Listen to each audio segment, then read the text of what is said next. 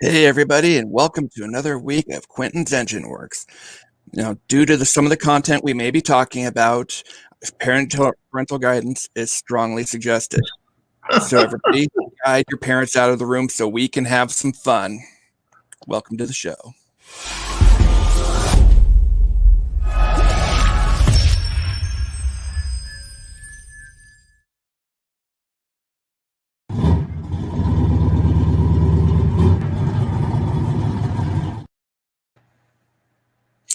Hey everybody, it's Q from Quentin's Enginewerks, brought to you by Indie Comics Dispatch. We're here for another fun-filled week. We've got a great show. I've got IDW publishing artist Jamie Sullivan with us for tonight. Jamie, welcome to the show, sir. Hi, how's it going? Can't complain too loudly. Thank you for joining us this evening. Absolutely, my pleasure. A couple of warm-up questions that I like to ask everybody. For me, I've got my own personal Mount Rushmore when it comes to all things geek. You can tell I'm a child of the '80s. I've got Star Wars, I've got G.I. Joe, Transformers, He-Man, with honorable mentions going to Thundercats, Lord of the Rings, and Ninja Turtles. Who's on your Mount Rushmore? Oh gosh, well, I was born in '73, so I grew up right in the thick of it. Obviously, Star Wars. Anybody our age, it was Star Wars. G.I. Joe was huge for me. Mask, like I was like G.I. Joe and Mask and Star Wars and Humanoids. Those were really great for me. Comic book wise, I was a huge, and I still am, huge X-Men Alpha Flight. Love Alpha Flight because John Byrne is like, one of my heroes. So, and I'm a really big fan of indie comics too. So that some of the indie comics that I was able to pick up when I was a kid really influenced me a lot more than Marvel and DC. So they would be up there as well. I understand that. As more time goes on, I used to love everything that came out from Marvel and DC, and more I'm down to, I think I've got maybe 2 pulls from DC and 2 or 3 from Marvel, and everything else is indie. Yeah. It's just, especially the way the comic book industry is now. Marvel and DC are much more corporate. And so there's a lot more eyes on the creators and what they do. And also creators, I think, a little more restrained, when they make stuff, because the way their contracts and stuff are set up, and even the ones that don't have contracts but are 1099s that are writing, they don't want to create new characters. They don't want to use their best stuff for Marvel and DC, who are going to take it on, and turn those characters into $1 billion industry for their company. They want to save it for something that they do on their own, that they own outright. And I completely understand that. And so, a lot of their best work is when those writers are kind of unleashed and they produce their own content for some of these companies that, like Image and Dark Horse, that like that's their IP and they own it and they do a lot more with it, but I mean, look, you're always going to have, Batman and Superman and SpiderMan are always going to be there. But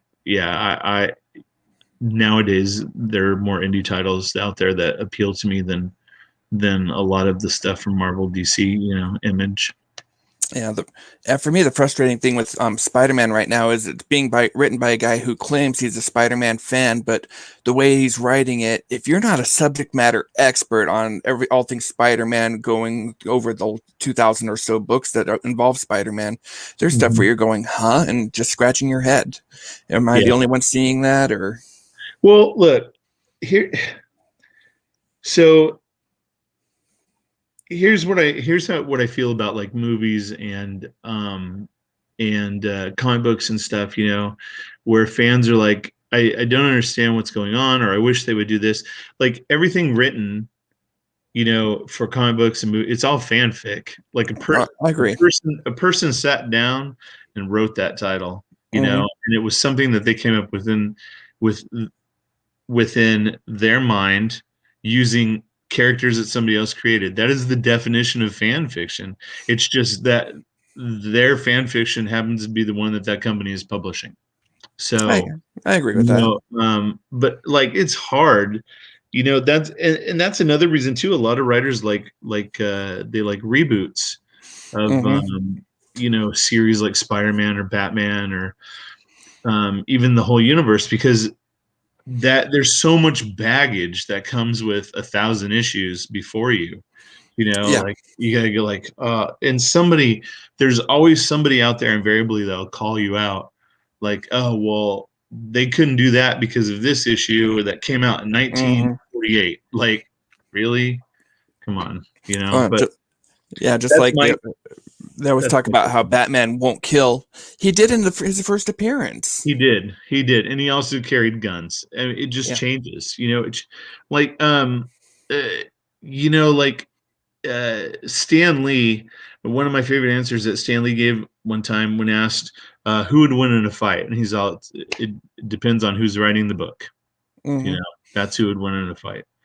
So things change, and that's good too. Like, I like sometimes when they do these relaunches and stuff and you get a fresh take on a character, because sometimes that baggage can be like super burdensome. Star Trek is a perfect example. I just finished binge watching Discovery, and I'm not a huge Trek fan, because that debate always looms, which is better, Star Wars than Star Trek, and I'll always fall on the Star Wars side. But I'll tell you what, Discovery made me love Star Trek again. Like, I really enjoyed it, because it was a fresh take on it. It was so vastly different. I tried to watch Picard, that series, and I was like, fuck, this is so boring. Like, it's so slow. And I'm sure people are going to give me shit about that, but that's fine, because it's very slow and it kind of plods along and stuff. But Discovery was quick. But the point I'm getting at is there are people out there that are like, you can't do that.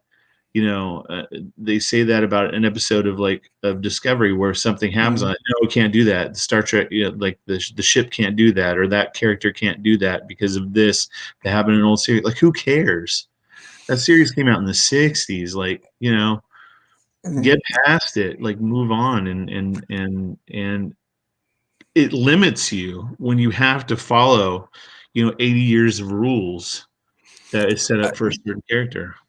I can respect that. To me, it depends on the series, because there's some series where I'm going, it leaves me going, I'm going to use Transformers as an example.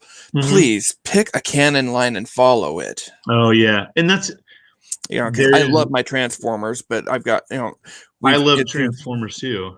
I love G1. The G1 Transformers are my thing. Like, it kind of stops at the movie for me. Like, that's where the character, like, the characters I follow, that's kind of where it ends in the original animated movie. And Transformers, you're right. It can be bad on either side. Like, that Transformers is a great example of there's too much freedom. Like, it goes all over the place. Beast Wars, Armada, like Cyberverse, like mind you, there was a 4 or 5 book run, Transformers Monstrosity. Oh my god, that one I absolutely loved.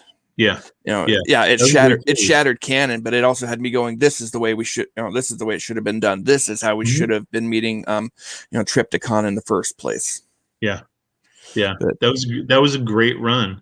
I love Livio's covers on that too. Yeah. If you look over my over, I think it's the shoulder on my right side, that's a little book of all the stuff Livio's done that he signed and did a sketch of Shockwave on the cover for me. Oh, right on. Yeah, Liv's a great guy. He's from the times I've written about his work, he's always been very nice to me, so I can't complain too much. Yeah. We go way back. How long? Like 10, 11 years. Nice. Yeah. Done a lot of shows together where we, sit next to each other, or tables next to each other. Very cool. Yeah, he's a great guy. Yeah. We're talking a bit about how doing a fresh take on some of the older stuff. You got to do a little bit of that. You got to, and you had one of the holy grails of the G.I. Joe universe. When you did a cover for G.I. Joe Complete Silence, redoing the original issue of 21. For those that aren't in the loop, the first the original GI Joe number 21 was the first issue where we saw Storm Shadow. Mm-hmm. Were you nervous going, okay, we're changing this over for a new generation, or was this? No. Okay, so I'm gonna fill you guys in on the secrets of comic book covers sometimes. So I drew that cover nearly 2 years before that book came out. It was originally so how a lot of covers work sometimes, especially for GI Joe, is I'll just come up with an idea of what I think would look cool on a cover, and I'll draw it, get it colored, and give it to my editor, and then hopefully down the line, an issue will come up where that cover works for it. And I had done that when I did this original drawing of Snake Eyes, kind of because I love the original Commando version of Snake Eyes. Yeah, he's my favorite, and so I had him in the Commando goggles and holding the Uzi with the silencer on it, and it looked like he was kind of going through a Cobra base. And I gave it to Tom. He's like, "Oh, that's really cool." I showed it to him at San Diego Comic-Con, and he's like, "That would look great on cover." And so I was like, "Yeah, And then I changed it up a little bit. They told me that I should have the visor on it, and I added the hilt for the sword on his back. It got Storm Shadow in it, and that was back when every cover I was doing, I was adding Sky Strikers in it somewhere. I was trying to work Sky Strikers into it, and it just came up where it, and I sent it into him, and he loved it, and he hung a big print of it on his wall, my editor, and it sat for 2 years, and every he'd ask me to do a cover. He'd be like, "Hey, do you have anything coming up where you're going to use that Snake Eyes cover I did?" He's like, "Yeah, eventually we'll get around to it, but it's there if we need it." And then I was talking to him about the upcoming Cobra Connecting cover, because I'd already finished the second the Joe one, and he was talking about, he's like, "Yeah, I'm trying to figure out what to do about oh yeah, there it is. I'm trying to figure out what to do about this reprint we're doing for issue 21." And I was like, "Oh, I got that Snake Eyes cover with Storm Shadow on it." He's, "Oh, that's perfect." And they'd already paid me for it and stuff, so he didn't have to pay them again. And then I was super pumped that it was going to be, I had, originally it wasn't designed for that, but it worked out really well, and I was pretty excited that it showed up on the reprint of issue 21. And I kind of regret, because I sold the original art for it like 2 years ago. Oh man, for like next to nothing, and I was like, shit. I wish I still had it, because who would have known that would have been on a reprint of 21.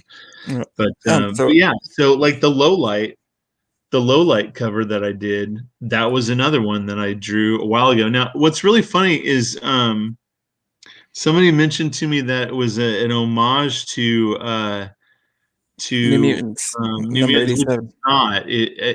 I had no intention of that. In fact, so the original drawing is much larger. There's much more area around it, and there are blood splatters and stuff, but it was cut down to fit the cover. But originally, the sights were based on an old issue of Alpha Flight, this pink cover that says, "And one shall surely die," and it had all the members in like scope sights. Okay. And that's kind of what I was going for when I originally did. And I didn't even think about New Mutants 87, honestly, until somebody said something. And I just like low light, and he didn't get a lot of attention. And I thought it would be really cool to make him a sniper and not a night spotter, because he was always referred to as a night spotter, which I guess is so much better than a sniper. I was just stoked to see something different, because don't get me wrong, I love Storm Shadow, I love Snake Eyes, but I swear to God, you could make a drinking game starting with issue 21. Anytime you see either Storm Shadow or Snake Eyes on a cover, I'm not even talking the corner box, where they're featured on the main cover, and you'd be blitzed before you got out of the hundreds. Yeah, well, and look, that all comes down to, especially the Marvel run, that all comes down to, marketing, really. I mean, the Yeah, it's comic, marketing and yeah, they were it trying was to to sell sell toys. toys. Yeah, even Larry, like, when a new wave would come out, here's all the toys, Larry. Like, and he wrote obviously all the backstories on the card Mhm. backs, and they're like, write a story, with featuring these characters, and so that's how it works. And that's why Snake Eyes and Storm Shadow show up, because they were fan favorites. Like, little kids love them. Oh, Mhm. a lot of people forget. A lot of people forget, like, this stuff is for little kids. They're the majority of, like, who buys the stuff, and little kids don't buy it, and parents don't buy it for their little kids, then these companies typically don't make it. Mhm. That's why they're the Super Sevens and McFarlanes and you know Yeah, Nikas of the actually, world. I'm not sure if you saw that. They've actually been re-releasing 6-inch, highly detailed figures of a lot of the GI Joe crew. Oh yeah, classic Zartan just Nova. came out. Yeah, yeah. You know, which to me they're awesome. But you've got all these people that are pre-ordering and buying them out of stock before they even hit shelves. Sure. And that's also a problem too, that a lot of these stores, a good example is Target. I know there's problems with Target's distribution and stuff, Hmm. but these toys were probably ordered last February at Toy Fair. And at the time, GI Joe wasn't really on the shelves, and so some of these stores were like hedging their bets, like, I don't know if it's going to do well, so we're going to put in a limited order. And so the first pieces that you saw show up in stores were Hmm. based on those small orders, and of course, it's extremely limited, because most stores are gun shy. They don't want just these war toys just sitting on shelves, collecting dust. And I, lo and I get behold, they that. were popular. And so now they're scrambling to produce more. And then with COVID and stuff, it's not like it used to be, where it was still slow to get toys from China, but now it takes even longer to get them from there. So Oh, I'm very much aware of patience that. pays off. Patience pays off. You know, Yeah. they'll show up. They'll show up in mass quantities eventually. I guarantee it. I Yeah. guarantee it. It's not like Yeah, like Hasbro's not I, going to you do know, more. mm, yeah, yeah, I understand about the patience thing. I ordered one of those Spawn figures that when McFarlane did a Kickstarter for it last summer, and it was originally supposed to be here sometime before around Veterans Day, and here we are, we're past President's Day, and I'm still going, it'd be nice to have mine come in, Yeah, but yeah, yeah. I see. Like, I do some work for Super 7, mm-hmm, and so I see some of the problems that, like, um back when they had Masters of the Universe, they had to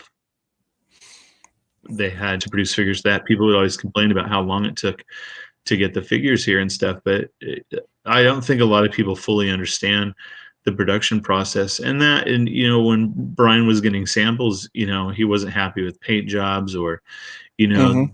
the color of the plastic on the arms didn't match up with the color of the plastic on the legs or whatever. And so they've got to go back.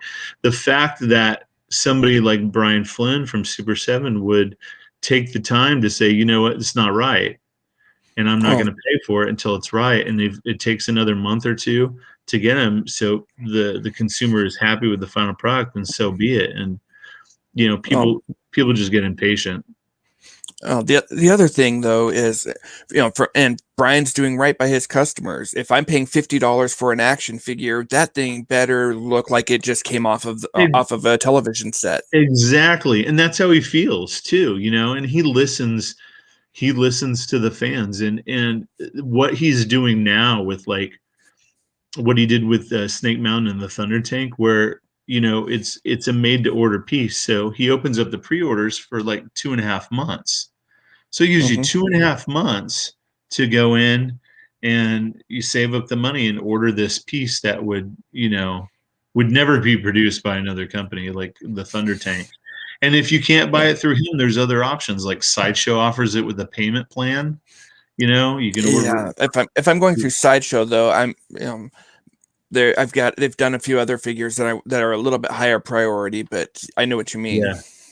Yeah. So I mean that's cool that he does stuff like that. But yeah, patience pays off, and I appreciate what he does for his customers.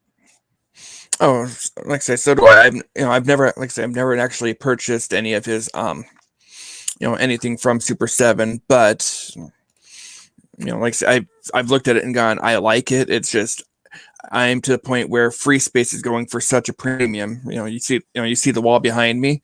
If I tilt up just a little bit, I've got case.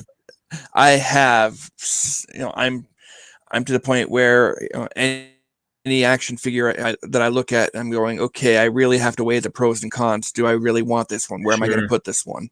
Sure. Because completely understand. Because don't get me wrong, I have a wife that's awesome enough where this entire room I'm in looks like the wall behind me. But I'm, That's awesome. There's not going to be a whole lot of overflow going to the, out to the kitchen and whatnot, besides the pop figures. Right. Yeah. Pops, man. Pops. I never thought they would take off. Most of them, we used to look at it and go, okay, that one's kind of creepy. But for Christmas a few years ago, my wife got me the bank robber Joker from Dark Knight. Yeah, and that ended up opening up a floodgate, and now we have roughly 150, 200 of them, all in cases like the one that's behind me. Yeah, that was your gateway drug, that one pop, right? It's her fault. She bought it for me. I didn't buy it. Yeah. It's really cool though, because they produce, produce some stuff that no other toy companies would touch. Like I just picked up some of the pops based on the V television series. Like nobody's making V toys, and I loved V when I was a kid, so it's rad. I love them. Yeah, it's a game drug. I just wish I'd gotten some of the ones that I really want now. That I wish I jumped all over them when I saw them back then. Hordak from He-Man.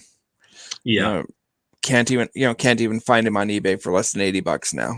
Yeah, the original She-Ra is like was like $600 or $700 at one point. I think it's gone down, but it was up there for a while. Yeah, I paid $60 for Bane from Dark Knight Rises, without not even in the box, just loose. That's crazy. I didn't care about the box anyway.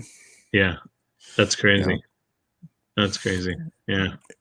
And compared to some of them, that's cheap. That's the messed up thing to me.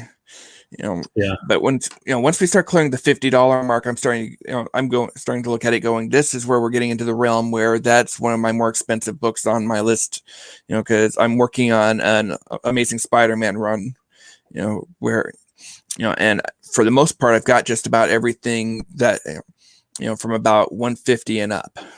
Yeah. Starting, there's in the 120s. There's a couple of a couple of books that are gonna, that's a small car, but I was at a con a couple of years ago, and there was a guy that had Spider-Man 129 for sale for $100, but I didn't want to buy from him because he was just an obnoxious guy, and I was going, I don't want to spend my money there. Oops. Considering. Then again, who would have? Yeah, who would have foreseen that book would have taken off quite as much as it did? Yeah. But that's crazy. Shifting away from comics for a little bit, you mentioned it a little bit earlier. We've had a pandemic, this last year that's kind of made a lot of things really difficult for a lot of people. Do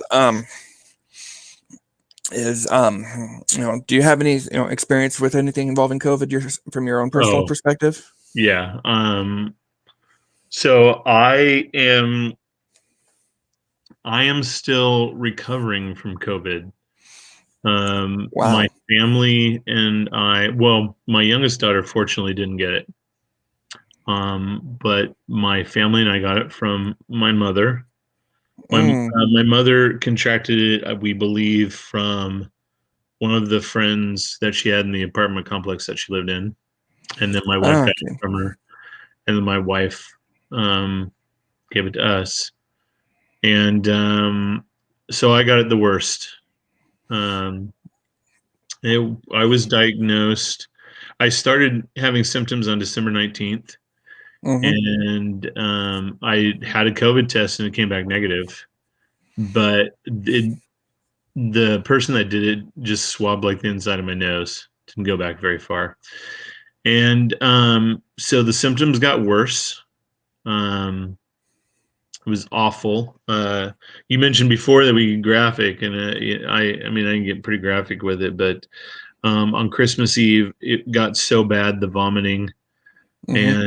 and the fever and just the aches and everything. And it was hard for me to move. We finally decided to go to the emergency room, which was an absolute nightmare. What happened in the emergency room? So I live in Southern California, about 40 minutes north of San Diego. Okay. And I went to Loma Linda Medical Center, which is one of the best out here. It's actually a teaching school. And I've been there for a lot of things over the last 4 years. And it was like going into a war zone triage. My wife had to drop me off, and um, they, since it was so bad, they had a mobile morgue outside.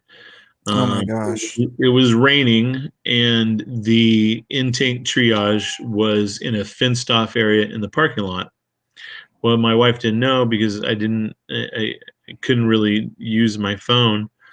Was when she dropped me off. They put me in a wheelchair and put a blanket over me and rolled me out into there. And I was sitting in the rain. I sat in the rain for almost an hour and a half.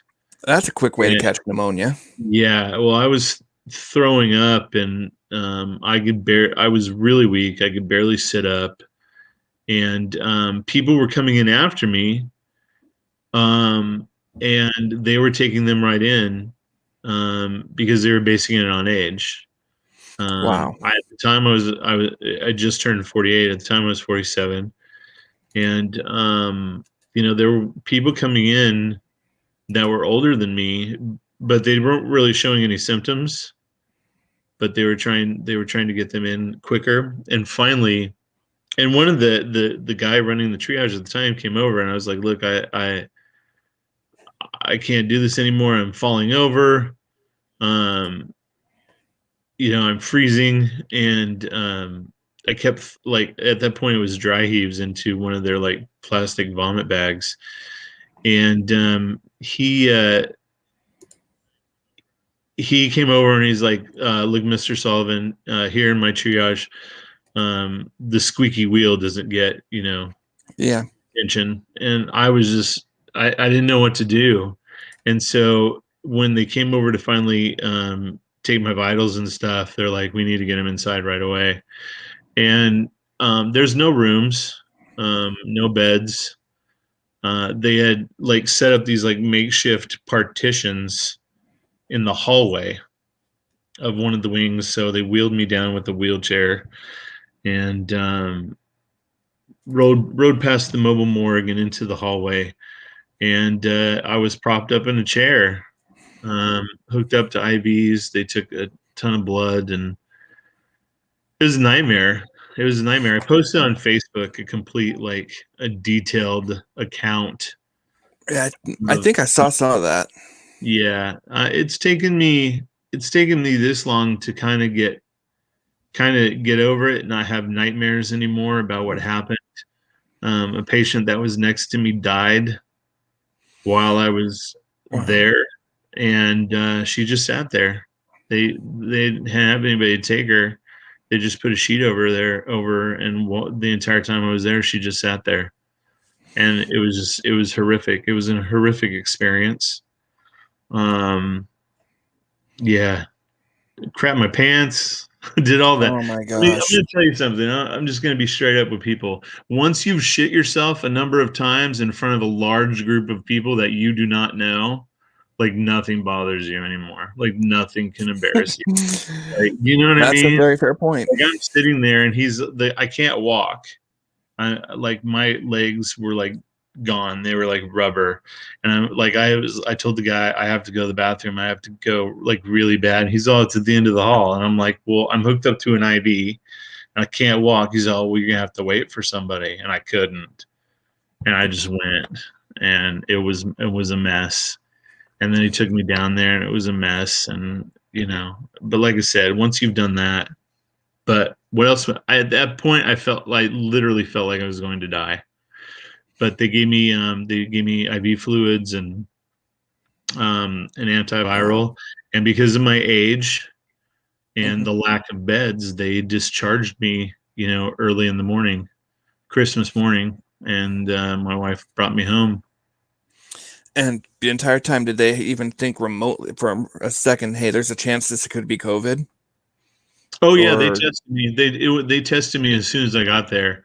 I was a presumptive COVID in the triage outside, but as soon as I came in, they tested me. It came back positive right away.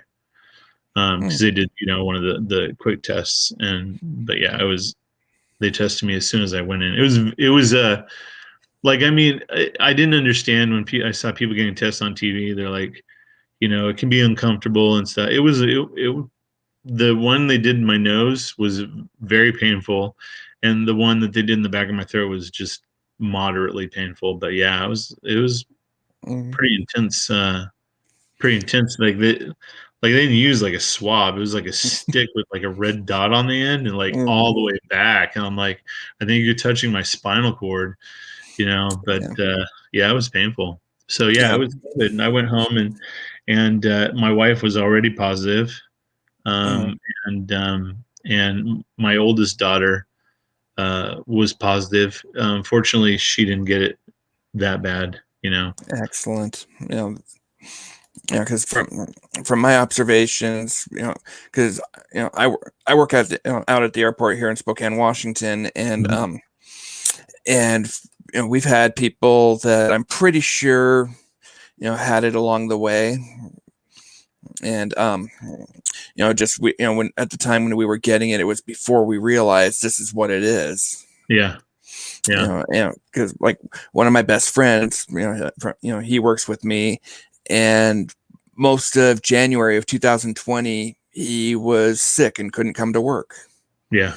Yeah. I mean, I still have symptoms. I tested, how long ago was it? Like, man, it's been like a couple weeks since I tested negative again. And I still have symptoms though. It flares up. I'm what they call a long hauler, where some of the symptoms still persist, and it's brutal. And that week and a half, like Christmas and after, I seriously felt like I was gonna die. Like it was bad. I couldn't breathe. It hurt to breathe. I couldn't, couldn't lay on my back. 3 nights, 3 days and nights, I did nothing but vomit. It was like one of the worst experiences of my life, and like just like every 5-10 minutes, like throwing up bile, and it was absolutely awful.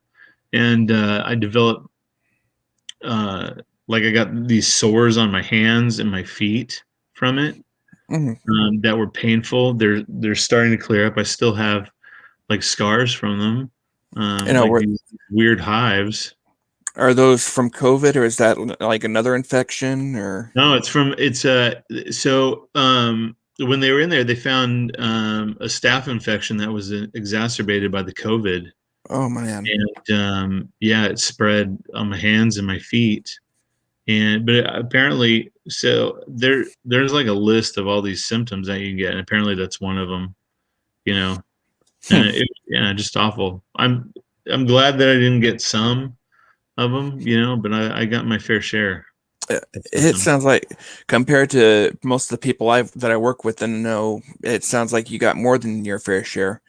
Yeah, 'Cause, I mean, I'm diabetic. I have an underlying condition, you know, mhm. so I'm more prone to like a lot of the bad stuff that can happen to you because of the diabetes. So it's a great. I tell you what, though, COVID is an outstanding weight loss program. It's not for everybody.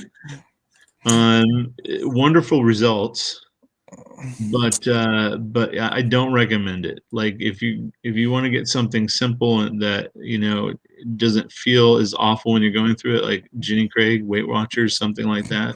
Yeah. Yeah, COVID is no joke, man. COVID's no joke. And look, like the testing, part of the problem is the testing, because yes, when you go in to get tests, sometimes it takes a couple of days before you get the Mhm. results. And if you think you have it and you go to get tested for it, you're just walking around for 2 days. Like you could be spreading it. I know a lot of people don't like to wear masks, and just simple things that you can do in life to like curb it. I just think back to like at the beginning, like what if everybody did exactly what they were told to do and didn't make it like political or anything like that? Like how far along would we be, at Well, not having it around in the well, state? our big observation, like say, working at an airport, we have a little bit different vantage point and take on it. You know, I've been going, okay, as soon as we realized just how serious this is, we were all going, why in the world why aren't all planes grounded for a month? Okay, Right. basically, if it's not if it's not a military plane, it should not be in the air, because that's how this thing spreads all over the world so quickly. Right. Yeah. Seriously. I don't know why people would want to travel, like risk it. It's because there's a lot of disinformation out there and people like think it's like the common cold, or hmm I'm too Well, young to get it, or if I well, but get it, spread it, so be it. a couple of the people I know that have caught it and where they were diagnosed, yes, you're positive for COVID. They described it as not much, basically a little bit worse than a bad cold. Yeah. Because they didn't get all the wonderful stomach bug issues that come with it, or Yeah. the fever or anything like that. You Hmm. know, I suspect I had it about in February of last year, around right around this time actually, and it laid me up for about a week where I had the fever, and I wasn't vomiting, but I was still renting food. Yeah. Yeah. And it went, the onset from that went, it was so fast that, because it went from, okay, I'm not feeling well, to, to, hey, not going to work, to I'm not getting out of bed, all in about an hour and a half. Yeah. Oh yeah. For man, I was laid up for almost a month where I was just in bed. Like Wow. I didn't leave our bedroom for a long, long time, and it was horrible. Not only is it feed into the depression because you're by yourself. Mm-hmm. uh, your body gets really weak from inactivity, and I don't know, it kind of the stuff that COVID causes, it creates more problems because you can't do like the things that you need to do to get healthy because Mm-hmm. you're trapped. You're like trapped in your own body, Yeah. and I was, man, I've never been that sick in my life. I've had body parts cut off, and this is the worst thing I've ever been through. Like, Wow. so, Yeah. yeah. I know when I was talking to you about a month ago, a month and a half ago, to see about possibly having you come on the show, to, before I knew how bad everything was going for you. I remember you were talking about this vicious circle that the staff and the COVID was making you sick, so you couldn't keep the staph infection medicines down, and Mhm. or was it the staph infection medicines were making it so you couldn't keep your other medicines down, Yeah, or all of the above? the staph in so, yeah, when I got the staph infection and it flared up, they put me on an antibiotic that was just brutal, and it was making me like I had gotten past the vomiting from COVID, and then it started making me extremely sick. The antibiotics, and man, taking that pill 3 times a day was just the absolute, like, I couldn't hold anything down. And so I did. I had to stop taking the medications that were helping me get over the COVID, because as soon as I take it, I just throw it up. So like, Oh my what's, gosh. you know? Mm-hmm. And but yeah, it was a vicious cycle. And I remember when you wanted me to come on before too, I could barely talk. My throat was so raw.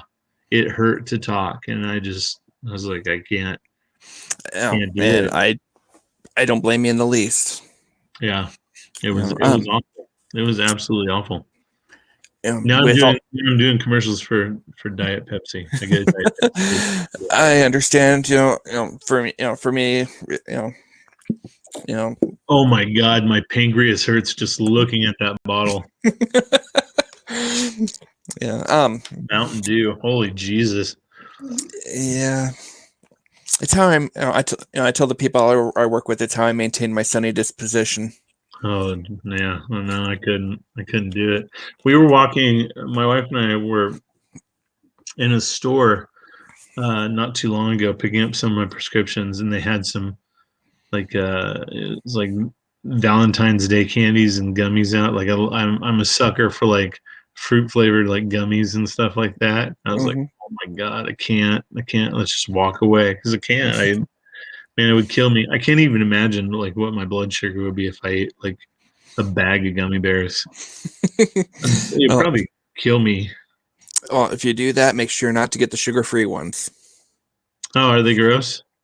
No, they taste just as good, if not better, than the other ones. However, the sugar that they use in the sugar, the artificial sweetener that they use in the sugar-free Like ones, aspartame, yeah. it will, it flushes you out rather quickly. That's good. I'd take that. I'd take that. I'd be okay with that. But so with everything going on, have you been able to do any work lately, or? Um, no, I've been trying to do stuff with like my left hand, and Mhm. because I only had like one sore on my left hand. My right hand, like, it literally hurt to hold like things like a pencil, a pen, a cup, Oh my like gosh. holding the handle of a cup, because it hurt to bend them. Because I got them on my joints. Mm.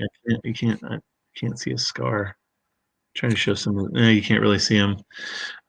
So like they left scars on my hands, but it was Wow. hard to. It hurt to hold the pencil. So I've been rehabbing. They're still shaky, and difficult to hold. Plus, so I sound like the biggest hypochondriac in the world. I swear I'm not, because I hate going to the doctor. I hate going to the doctor more than anything in the world, and I hate needles. I'm terrified of needles, so I'm like the worst diabetic, even though I take all the insulin I'm supposed to. But eh, Hmm.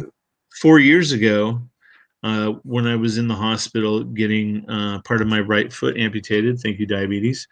Mm. Um, they overdosed me on a drug called vancomycin, and it caused me to have a mini stroke in the hospital, which caused macular edema. So ever since then, every 2 weeks, I go into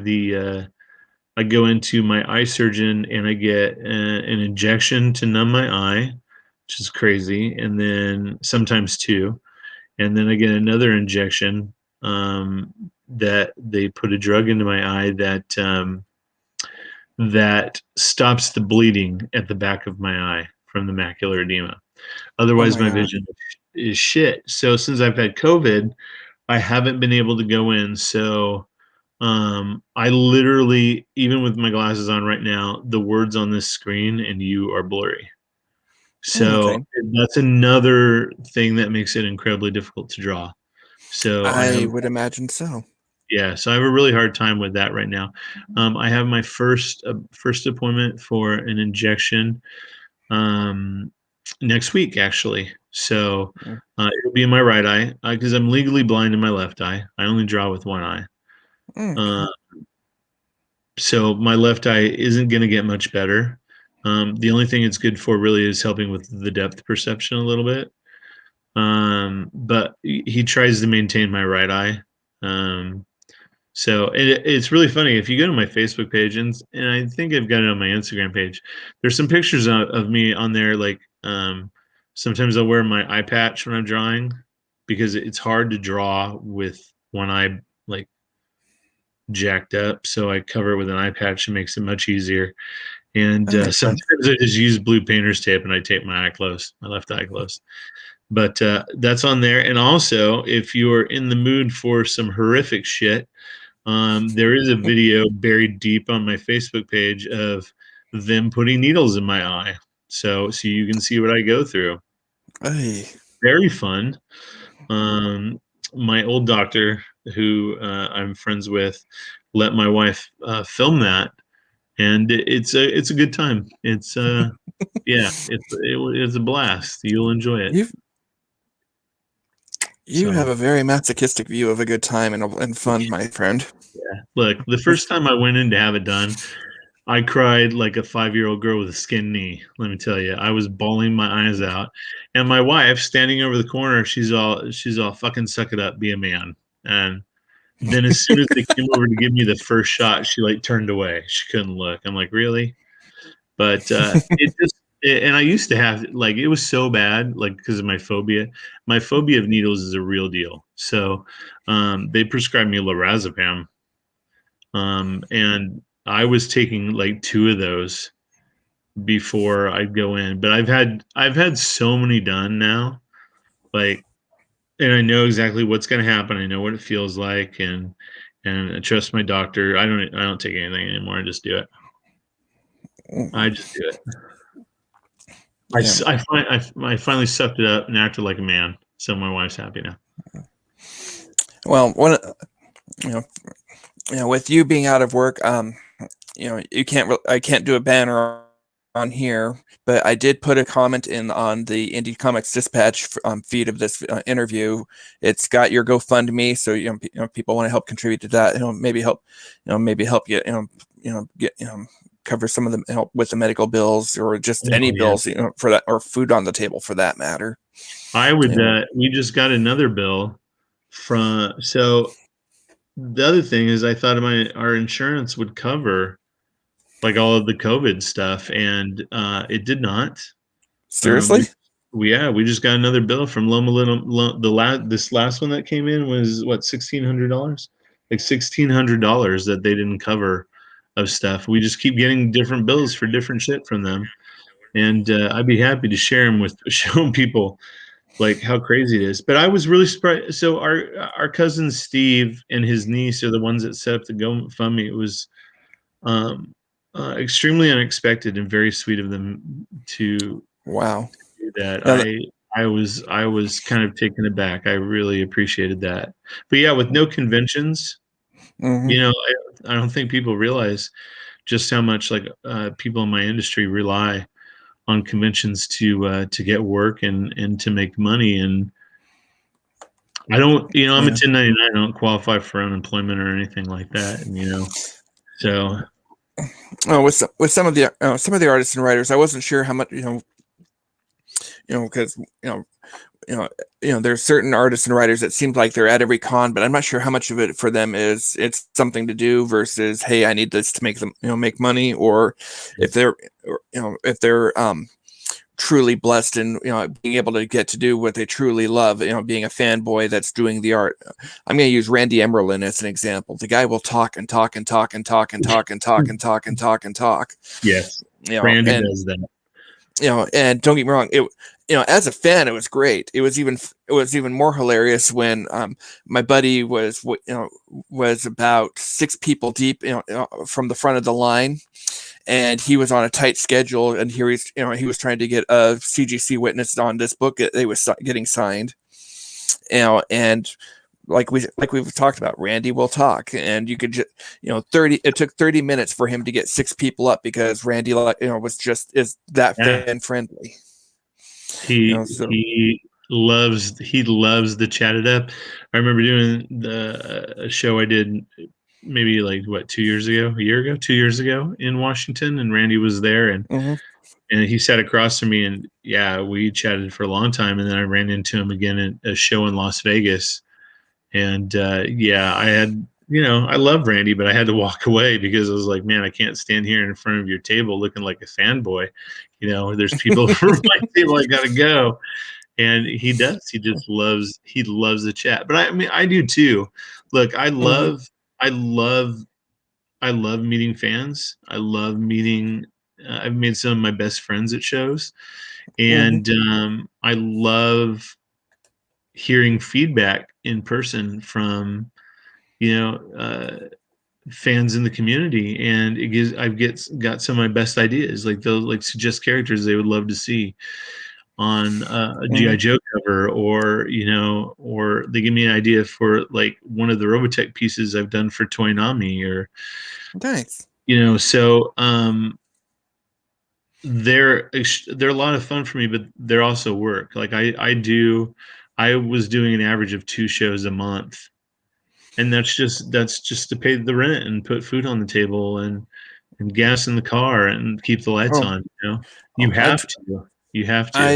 I totally get it. There's, especially with you, living in California, because I remember, when I was on temporary duty working at LAX, and in a lot of ways, two of the best months of my life, because I got to do those, do the Southern California living, where I had my lodging and my food were covered, so all the money I was making was for play money at that time. Yeah. And but when they asked me to transfer, I was looking around at the price of housing anywhere in the area, and I went, "That's." At the time, it was easily 6 times what I was paying for what I had here, and Sure. up here, and it was just going, I can't do that. Yeah. Yeah, it's crazy. And look, I don't pay LA prices because we live out, south towards San Diego in the Inland Mm-hmm. Empire, right up at the top of North San Diego County. And it's not nearly what it is in LA, but it's still expensive, you know. And it's really funny. You said you live in Spokane, Washington. Yeah. I used to spend Christmases there when I was a little kid. My grandfather's family, they all live in Spokane. All of them do. That's Yeah. really, yeah. So I'm very familiar with. I'm very.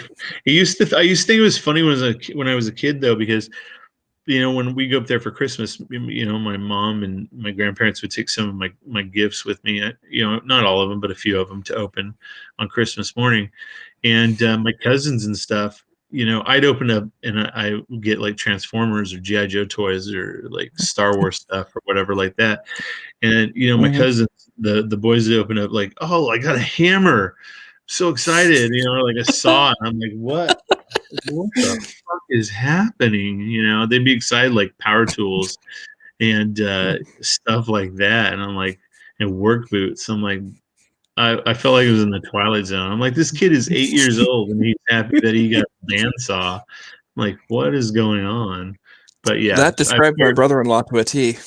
yeah, I'm very familiar with Spokane. So beautiful. Spokane is beautiful. We took the kids when we were up there for the show in what show was that? Tukwila? Was it Tukwila? Was there a show in Tukwila? Renton Comic Con. See, I do a lot of them. I don't remember the names of all of them. So the Renton Comic Con, we were up there, and so after it was over, we took the kids to Snoqualmie because we're huge Twin Peaks fans. In fact, my oldest daughter Audrey is named after Audrey Horne in Twin Peaks. And Nice.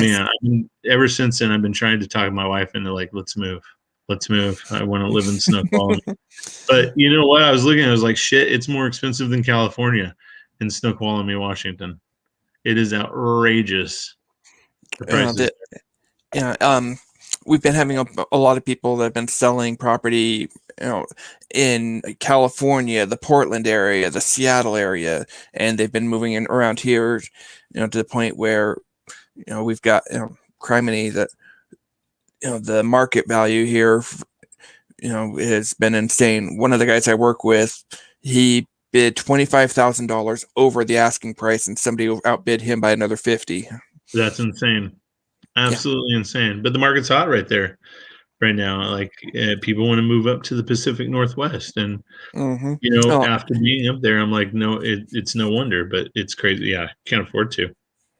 And my take on it is, okay, I could understand maybe being closer to the Seattle area where, okay, you can, where a couple hour commute, it's not that unheard of, but to be on the, to be this far away, for, from where we live here, it's about 5-6 hour drive to to get over there, and and people are jumping. It seems like people are jumping all over it.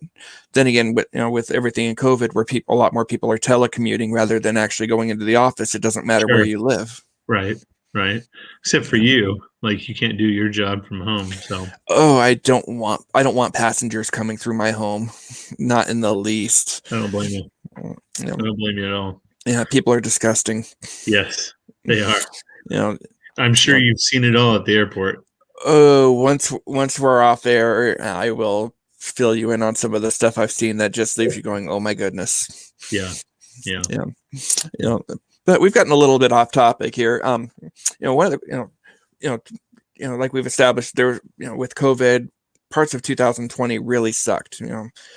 Personally, I lost my dad. Yeah, There were no cons. Yeah.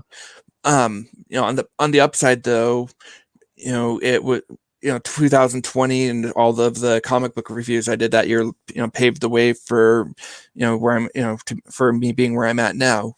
What were some of the good things that came out of 2020 for you? Gosh, so financially, 2020 was awful for me. Like everybody else, no conventions and not really a whole lot of work. Comic companies consolidating, their titles, there's not enough work to go around for everybody. I did develop some perspective that I'm thankful for, on like, especially at the end of 2020 when I got COVID. It makes you really take like stock of your life and like, what am I doing? Like, am I wasting time? How much time do I have left? And so the one thing positive about it, I think, is it kind of lit a fire under my ass to start doing some of the things that I've always talked about doing, but just never did because I was always busy doing something else or work for other people. And, so I've been busy putting some stuff together, and I have a lot of stuff that I'm pretty excited about doing coming up this year and next year, because of all the shit that happened at the end of 2020, and it's not, there's a couple of things that are GI Joe related, but a lot of it's my own IP and things that I've wanted to do and just never did, and now I'm going to do them. So I wanted to actually ask you about one of your titles, the deeply enthralling misadventures of my amputated toe. Yes. I can't find artwork for it anywhere because believe me, as soon as I saw that title, I laughed and I went, I've got to find this, but Okay. I can't find it anywhere. So what that was, and I'm still working on it, is after I got part of my right foot amputated 4 years ago, I just part of the way for me to deal with it was to kind of make light of it and like turn it into a joke. Like for the longest time I didn't tell people it was because I had this massive bone infection that was exacerbated by diabetes, and that's why I had taken off for a long time. I just told people I was involved in a vicious barracuda attack, and it got a hold of my foot, and I have this giant scar from 2 surgeries. It was 3 years ago they got my toe amputated, right? 4? 3. 3 I almost lost. 4 years ago I almost lost my leg. I had this giant scar that goes all the way up my half my right leg. They wanted to take the whole leg, but fortunately, the doctor saved it.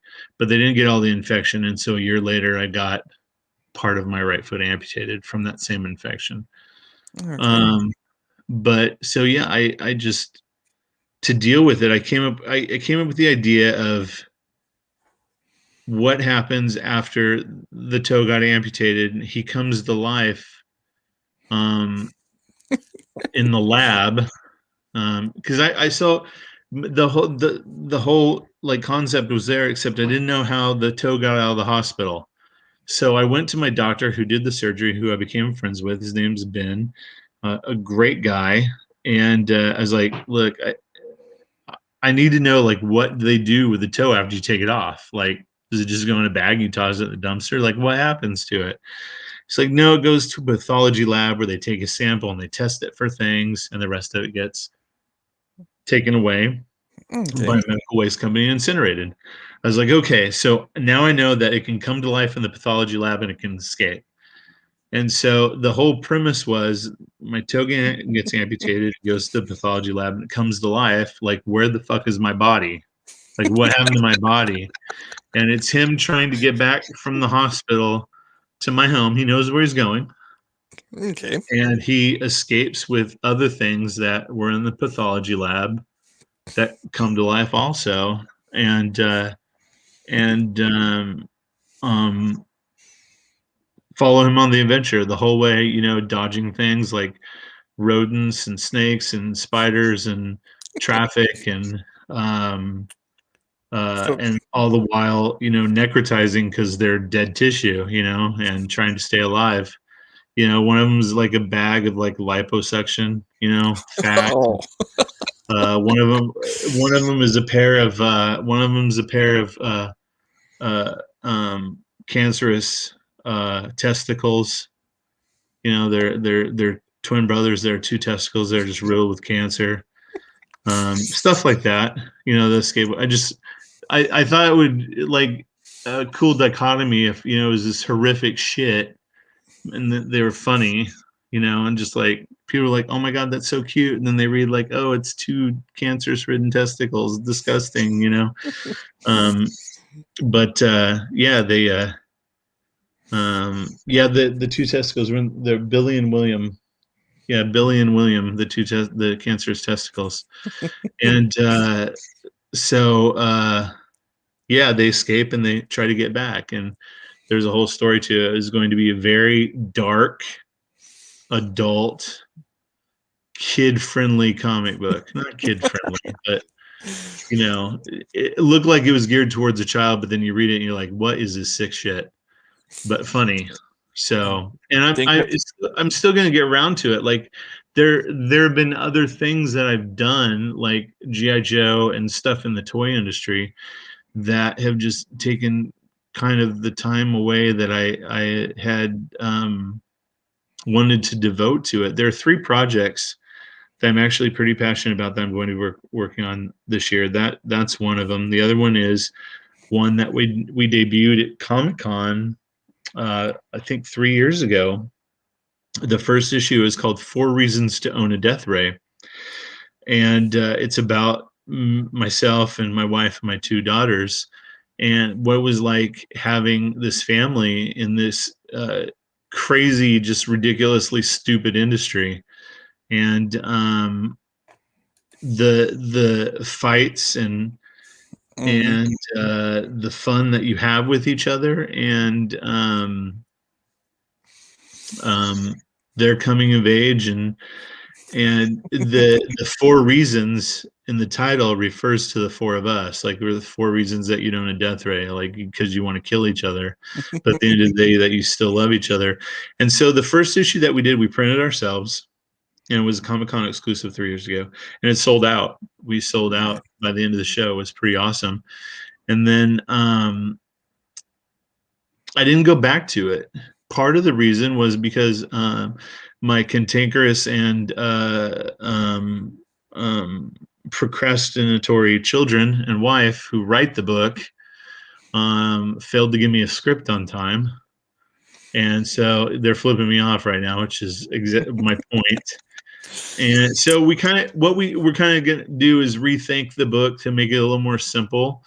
Okay. So I have plans for it to kind of relaunch it, or re-release, do a new printing of number one, and then relaunch with the kind of the new format after that. But people seem to enjoy it. It was kind of hastily thrown together, but it was a lot of fun. And then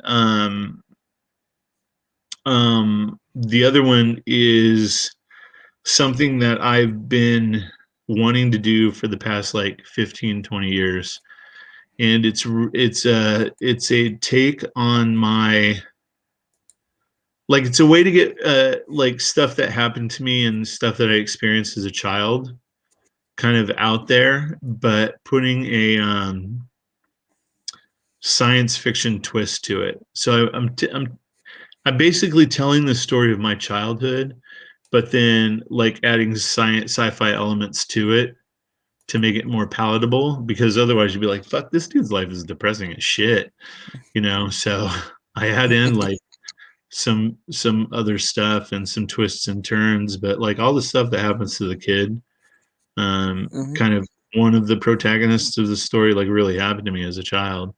So it just a way for me to kind of get that out. It's like, it'd be kind of like a comic book diary, like if my childhood and like I don't know, Star Wars had a baby, kind of like something like that. But yeah, I kind of pulled ideas from like some of my favorite things in life and added a cool story to it, and I'm working on that right now, because I finished a lot of my commitments.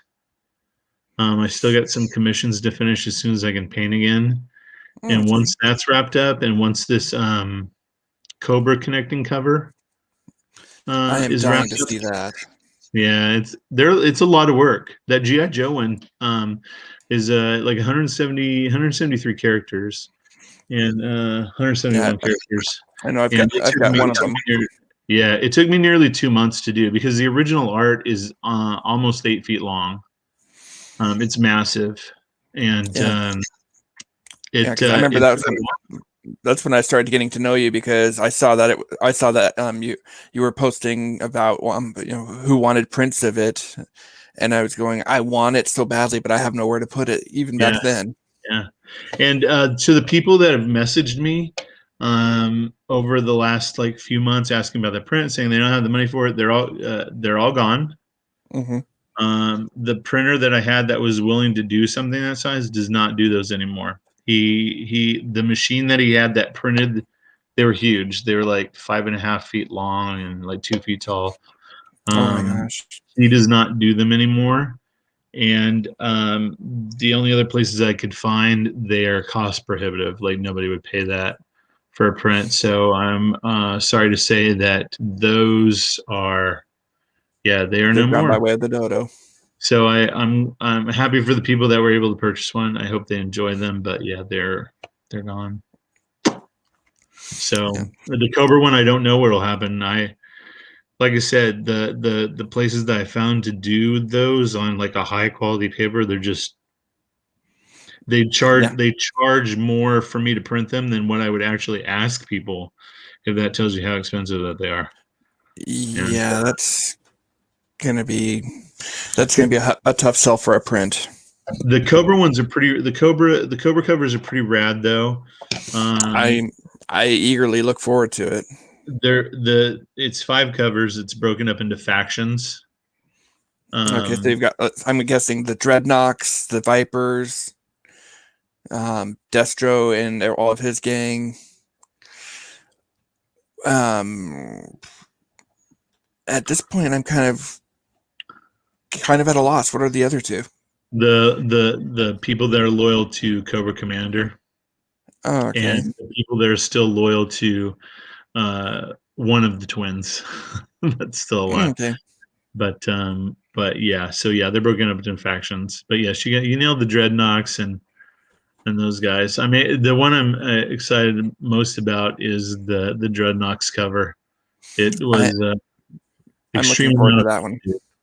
yeah, yeah, and I'm curious how people are going to take the background because of everything that happened with the riots on the 6th. So, Oh dear Lord. I had planned that out and drawn part of that before that even happened. So, Well, um, there's another book Scout Comics is doing. It's called The Recount. Yeah. And they just issue number 2 just came out yesterday, and reprints for issue number 1 came out the week before. So if it's frightening how accurate a portrayal of modern America as we know it right now is, and how easily how there's some books that you read and you just go, there's no way this could happen. This is one of those books where you go, that's 2 or 3 things away, and not even big things, just 2 or 3 things away from, okay, this is done. It happened. Yeah. Yeah. And it happened like, the only pushback I ever got from Hasbro, I did a cover with, it was Tunnel Rat, Scarlet, and Duke, flying out of a Extensive Enterprises building, and it was blowing up, and it was a shot featuring the jetpacks, and so Hasbro pushed back, and they're like, "Why are they, blowing up a building? What's going on in this?" Like, and I'm like, "I swear it's not domestic terrorism." Tunnel Rat broke Duke and Scarlet out of Extensive Enterprises, and during a gunfight, the floor blows up and stuff, which I pulled out of my ass. I was like, they were blowing up the building, but I had to come up with something on the fly, and Hasbro loved it. And then they asked me, they're like, okay, so that's fine. We're fine with that. But what's that patch on Duke's arm with the red circle with the A in it? And I was like, well, it's kind of a tip of the hat to the fans of like the 60s G.I. Joe line. It's the Adventure Team patch, and when it's reduced, you won't really notice it. And I got a lot of pushback to take it off. They had no problem with the Joe team members committing domestic terrorism, but I'll be damned if I'm going to have an Adventure Team patch on Duke's arm. So it's really the only pushback I've ever gotten from Hasbro. So, in answer to your question too, I've only ever been told one time what to put on the cover, like specifically, like these are the characters that need to be on the cover, and that was the first I ever did.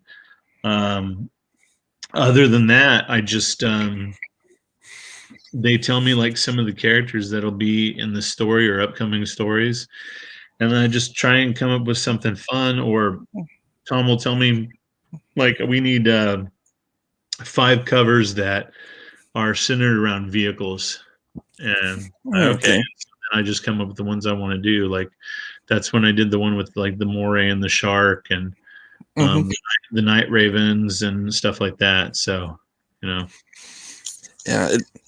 and I realize as a cover artist, it's a bit beyond your scope. There's times where I go, I would love it where if the cover artist was completely in the loop. Here's what the story is about, that way we have covers that are actually relevant to the story. Yeah. The only time that happens usually is the person that does the interiors does the cover. I've come to figure that, I started realizing that about 7-8 years ago, where once in a while you might get lucky, but. Yeah, because a lot of times they'll ask for covers, like for G.I. Joe, I get asked for covers far in advance before Larry does any of the plotting. So you may not know. And how that works is like Tom will put a bug in his ear, like, hey, we'd really like to see an issue with these characters in it. And Larry go, okay, and does a plot or whatever for that issue, and then hopefully it coincides with something that we've drawn. Like, for example, 2 years in the waiting for a reprint of issue 21. I had no idea that would be on that cover. I was, like I said, extremely excited. It was awesome. but I had no idea.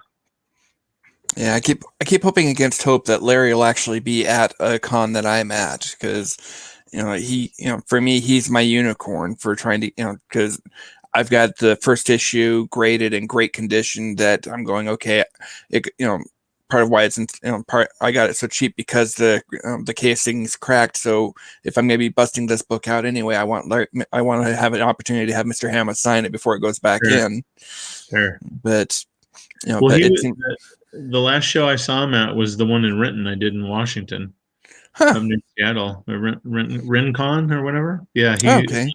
Yeah, I almost went to that, but I was going, I can't afford it. Yeah, he's a so I mean, he's obviously a lot older than me, but we're both from the Sacramento area. Mm-hmm. And it's fun to see him and catch up and talk about, like, because even though he's a lot older, most of the same stuff is still there. So a lot of the stuff we did growing up, was the same. Nice. And he's just a lot of people these days think that he's just like this old grouch, but he has a really hard time hearing now. And so people will come up and they'll talk, they're at shows, so it's loud anyway, and then they'll talk really softly, and most of the time he can't hear what people are saying. And so they mistake that for him being like either an asshole or just ignoring them or whatever. But yeah, he has a difficult time hearing. So I can relate. I'm deaf in my left ear. Yeah, there you go. I see. Look at that. Together we're half a person because I'm blind in my left eye. That's awesome. Yeah, I love it when a plan comes together. Yes. Way to go, Hannibal. Yeah. I got that reference because I'm old as fuck. Yeah. I think you're about 5-6 years older than I am. Yeah. Oh, you're a baby. Yeah. Sometimes I feel it more than others. Oh, don't you worry. The worst is yet to come. Yeah, for me it's a case where it's not the years, it's the mileage. All the sports injuries that piled up, back in the day when I was still convinced that someday I'd be playing on a Major League Baseball team. Yeah, and we all had that. The sacrifices that were, mind you, I did make it to a tryout for a minor league club, but that was as far as I ever got. That's pretty cool. I wanted to be an astronaut when I was a kid. I was, I really wanted to be, I really wanted to go into space, but family friend, he was a really good friend of my dad's for a long time. Local guy. He's friends with all sorts of people. The guy's got so many connections. The Mars rover that went up. He's got a buddy that's wearing a suit that he's getting the patch from when it comes back to Earth. Oh yeah, the Perseverance. And he's got a geek room full of all things space. He's got a wheel off of one of the space shuttles. I want to say it was off of Discovery. He's got a flight suit that a space suit that that degenerated to the point where it's not being not serviceable anymore. But but it's still real. It's cool as hell to have it as a fan. Sure, right? And that's what he's got to have. Oh, like I say, he's got to all things space what my room is for all things geek. Yeah. I have my for Lockheed when I was a little kid, and then went to work for Hughes Aircraft later on. But when he worked for Lockheed, he got me a first mission patch from the first space shuttle because they did instrumentation on it and stuff, and so they all got patches. So I cannot find it, but I had an autographed picture of all the astronauts from the first STS mission. Oh my gosh! I cannot find it. But yeah, I still have the patches. They're not going anywhere. Yeah. I used to have with the G.I. Joe figures, those blueprints that you got with them all. Yeah. I had all of those. I had all the file cards. They are in a box that I don't know what happened, but somewhere along the way with all the different moves, it didn't. Yeah, that You know. happens. Speaking of those prints, if you go to my you can see them on my website. I did a series of prints that Oh, okay. that my daughter so I did characters and their vehicles, and then my daughter worked in the blueprints as the background for them, Oh, and they very turned out cool. really, really cool. But yeah, they're on my website. It's JSI and design .com. But yeah, Okay. they're on there. You can take a look at them. Yeah, I'll be telling everybody to take because I've got a buddy that loves all things GI Joe, so I'm gonna, and his name's not me, so I'm gonna take a look and I'm gonna point that out to him as well. You know, we're starting to run out of time here, but there's one thing I like to ask everybody, every single guest that comes on the show. I've got what I call the force board. Okay. It's basically all the different Star Wars movies that we've had over the years. Episodes. You got the prequels, the originals, the Mhm. ones that we just had, the Ewok movies, Solo, Rogue One. Yeah. If you had to pick one movie out of out of those 12 options, Empire which Strikes one would Back. you go? Empire? Yeah. Always Empire. Is there a different one? Actually, for myself and my wife, it was episode 6. For me, it was sentimental reasons because I remember, that was one of the first movies I remember. I remember my dad ever taking me to. Yeah. Yeah. Roasting my ass off out in the out in the sun because for whatever reason, the air conditioning on Dad's car wasn't working right, and the way just the way that waiting in line for forever and a day at the movie theater. So, Sure. and then and seeing all the creatures in Jabba's palace, especially the Rancor. Yeah. And then as soon as we get away from Jabba's palace, we're on a speeder bike chase. Yeah. Yeah. So For me, it was Empire. For similar reasons that you're talking about, Return of the Jedi. But like you said, I'm a little older than you, and so for me, Empire was the one that solidified it for me. I can appreciate that. This is one of those. It's one of those questions. There is no wrong answer. Because for different people, there are wrong answers. Actually, there's some wrong answers. Actually, because my 9-year-old, his favorite is his favorite's episode 3. Well, that's valid. That's Revenge of the Sith. That's not one of the ones I'm talking about. But for some of the newer ones, I can definitely see why people are going. Yeah, I'm not a huge fan of the Phantom Menace. Look, I like all Star Wars movies. Star Wars movies are like pizza and sex. Even when they're bad, they're still pretty good. That's my line. I like the Phantom Menace, but it is like at the bottom of the totem pole. Like the Ewok movies are above the Phantom Menace for me. I really liked the Phantom Menace, except for who in this country that had seen the original. It's the Phantom Menace is terrific if you have not seen the original 3. Because who in this country in the middle of that Qui-Gon Jinn and Obi-Wan fighting Darth Maul, as soon as they got separated by those laser shield things, who in this country actually thought that Qui-Gon Jinn was going to be alive at facing Darth Maul one-on-one when they were barely keeping up with him when it was both of them? All right. Yeah. As soon as that happened, I mentally was going, he's dead. Yeah, for sure. That's why they separated him, of course. But he has to die. He has to die to kind of forward Obi-Wan's story. But yeah, there's just there are things about like the Phantom Menace that I just like. If you edit it out, maybe like 40 minutes. Jar Jar? Movie. No, not even Jar Jar. They're like, look, that pod race. Like, we don't need to see every lap.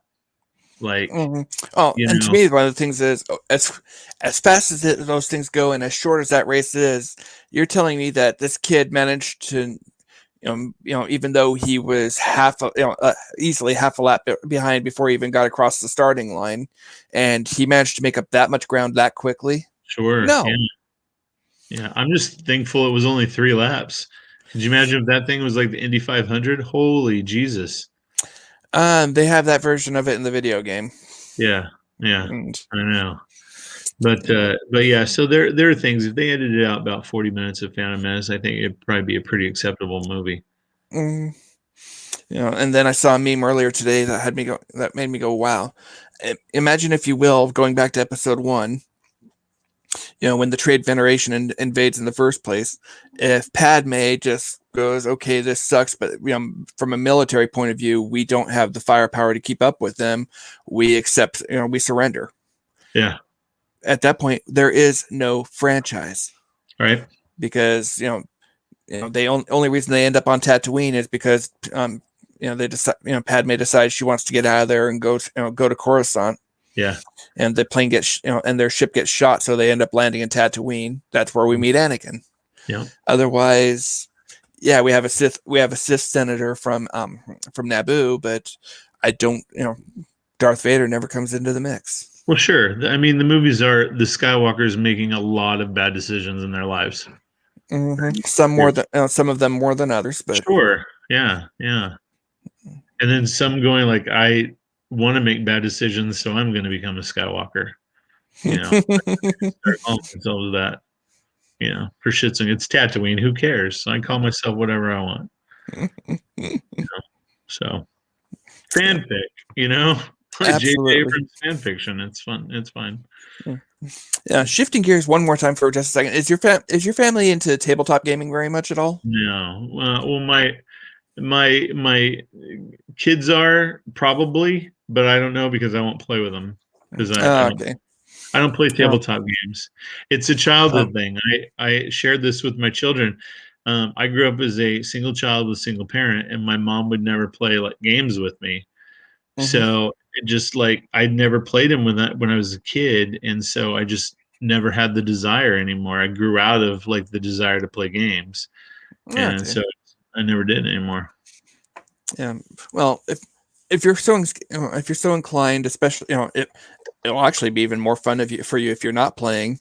If your wife plays with them, with the girls. There's a game called Munchkin. Oh yeah. They know what that is. Yeah, D&D means shit on your neighbor, and and all the backstabbing fun and goodness. The good family stuff. Sure. Yeah, I think you guys have played Munchkin before, haven't you? Yeah, Audrey's played Munchkin before. Yeah, I'm familiar with it. I know, even though I haven't played any of the games, I know most of the games. Just from working in the industry. Yeah, Munchkin's a fun one. Just because, like I say, there's all those little opportunities to have a little bit of fun messing with each other. One that my wife and I really like playing is called Pandemic. Yeah, that one's a cooperative game. You either win as a team or lose as a team. Yeah, and for that one, we basically you can be one of a bunch, like 15, 10 or 15 different jobs. Each job, has a special ability, and there are multiple diseases that are trying to that are threatening the humanity, and it's your job to find a cure and eradicate these diseases before it's too late. Yeah, and that one's a lot of fun. Like I say, it encourages and forces cooperation and teamwork, which there's a lot to be said for. So since the pandemic started and we have to spend so much time together, my wife and I like to play the game. It's called I Don't Want to Watch TV, Shut the Fuck Up and Let Me Read. And we play that almost every night. So yeah. Good times. She's flipping me off right now. Yeah. Well, I've got you. I've added you to the force board. There you are, right there for with episode 5. Look, there's a lot of people in agreement with me, right? There's there's 3 other people so far that have agreed with you. Yeah. Everybody. Which movie has the most? I beg your pardon. Which movie has So the far, Empire does. Thank you. All right. Yeah, I called it. Popular opinion right there. and on that bombshell, we're gonna wrap up for tonight. Mr. Sullivan, I have to say thank you for coming on the show. It's been a blast to have you. Thanks, I appreciate it. I look forward to having you come back. Once these the Cobra connecting covers are done, because I want to talk about some Cobra stuff and more GI Joe things. And the number of people that are GI Joe fans seem to be few and far between. But but until then, everybody, thanks for sticking it out, and thank you for watching. Have a wonderful evening. Bye now.